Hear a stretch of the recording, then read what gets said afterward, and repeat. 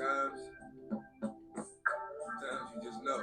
You just know. I can feel it coming in the air tonight. Oh Lord, I've been waiting for this moment for all my life. I can feel it. What up? What up? Going on? What's going on? Can you feel it? Can you feel it? Growth season. Can you feel it? Level up series. We're gonna keep it rolling. We're gonna keep it rolling. I don't even know what number it is. But we're gonna keep it rolling, like number 11, 12, something, but we're gonna keep it going. Please like and subscribe if you like it, if you think it's cool. If you haven't seen some of the Level Up series videos, go back and check some of them out because it's getting better and better. But some of them first couple ones were powerful too. So now I got that out the way. Man, sometimes you can feel it, man. It's growth season. Right now I can feel it. I hope you can feel it. Your time is coming to level up. Your time to grow is coming. If you make it happen, if you believe it, if you have the faith, if you speak it to existence, speak it into existence, all right? Growth season. I'm going to keep saying it, claim it, all right? Stay patient, stay diligent. Your time is coming. But we got to quit being complacent and we got to quit being content. Why are you content and why are you complacent? That is a good question. You got to ask that question to yourself. You got to answer that. You got to look in the mirror. Are you happy? Are you satisfied? Because at the end of the day, when we look at content and complacency, that's pretty much the definition in a nutshell. That's it. When you look these words up, that is the definition. And that means you are satisfied. That means you have everything that you want. Your kids have everything that they want or that they need. You got everything you want, you need, you're good. You can't do no better. Or maybe you can, but you are just so good that you don't see it and you're like, Psh, Gucci. I'm Gucci. So I can go buy them Gucci kicks or them new J's or whatever, right? A lot of times it's not the case. When you look at the statistics and the data, that's not the case with a lot of people. I mean, you got 1 out of every 3 people are struggling right now. You know what I mean? Or on the brink of really, really struggling. 1 out of 3. So look around you. People that are taking vacations and doing these things and splurging and about to go splurge on Christmas and Black Friday that's coming up are struggling. Or paycheck to paycheck. But they still gonna go out, or maybe you still gonna go out and you're gonna go out and splurge. And I mean, there's nothing wrong with, getting your babies things and making sure they got a blessed Christmas and things like that. But you got to live within your means, and sometimes there's got to be a limit. You might have to make a budget for the holidays, but we got to stop putting ourselves in these situations. But that's a whole nother video. But with that being said, 1 out of every 3 people is struggling. But then you got most of these people that they're content or complacent, or they just move or operate in a way that it seems like they're complacent or they're content. No urgency. You know what I mean? Sometimes I lack urgency when I move. I'm getting better about moving with urgency, and you'll learn more about what that means. Maybe I'll put out another video on moving with urgency, but it's just moving with urgency like there is no tomorrow. Like it's not guaranteed because it's not.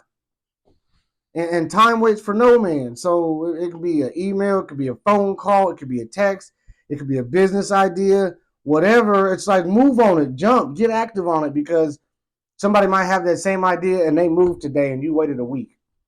Or you waited 2-3 days and then bam, your idea, your opportunity is gone. And it could happen that fast. For me, where I come from, very humble beginnings.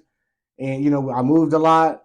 And, we never had a super big, nice home or anything like that. We did live in a nice area at one point, but it only lasted for about a year and a half. Super disappointed that we had to move out of that house out in Prairie Village. But it didn't last long. So, that was a little taste of success that I had. And even in high school, I would go visit other people's homes and things like that. And that was the taste of success. Like, man, look at these homes, look at these houses that these people are living in. Now, for me, that was like, that is when I'm like, I'm going to be content, or when I'm going to be maybe complacent. Because I'm going to be like, man, I made it, right? Like, man, I'm good. I'm blessed. I got this big home. I'm good. Well, now, I'm working on being transparent. I live in a home that some of these people had. Now, some of them were ridiculous. I'm not still, woo, we had some monstrosities out there. But I would still say that I'm pretty close to living in some of these homes that I used to visit and be like, man, I wish I had that. And from my family and from the homes that I grew up in, little 3 bedroom, 1 baths or whatever like that, where the whole family has to share the one bathroom and things like that, that nature, from where I'm at now, it would be very, very easy for me to be content and complacent. For some of the things that my kids have, and like, no, they don't have everything, but man, my son had a car as soon as he was able to drive. He had a car, bam, didn't even have to pay for it. It ain't nothing super nice, but he had a car, right? I didn't have that. I had to work for mine, right? And it was a piece of junk. You know what I mean? Like, I had to work for it, pay like $250 for my first vehicle. My first car, that thing probably only lasted me 6 months, maybe a year, max, right? Because it was the price point, right? Because my mom said, no, I can't afford it. You're going to buy your own car, right? And I didn't get that till maybe the end of my junior year. I don't know, maybe senior year, I think. I think it was senior year, finally, or that summer. My son he just became a junior, got a car. He's driving. It's those little things where it's like, man, my kids are good. Like, I could be content. I can be complacent.